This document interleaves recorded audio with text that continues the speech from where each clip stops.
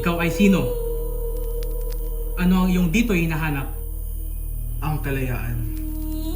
Sa katipunang ito ay bawal na ang kanyang mga kalihiman ay ibandwal ng sinumang nasasanib sapagkat ang magtaksil ay pagbubunutan ng hininga. Ano ang kalagayan nitong ating lupa noong wala pa ang mga Kastila? Noong unang panahon, ang Katagalugan ay tiwasay dahil sa ang gumugobyerno ay ang ating mga kababayan. Ano ang lagay nitong sangkapuluang Pilipinas ngayon? Ang kalagayan sa ngayon ay kahabag-habag dahil sa ang mga nakasiwa sa ating bayan ay ibang nasyon. Ano ang magiging kalagayan sa darating na panahon?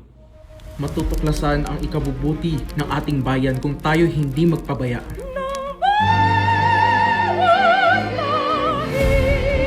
Ito ang nasasanib na nagbandwal ng kaliliman.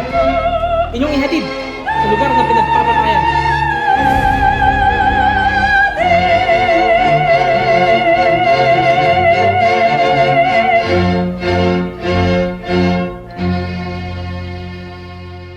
Iyamang ganap na ang lahat.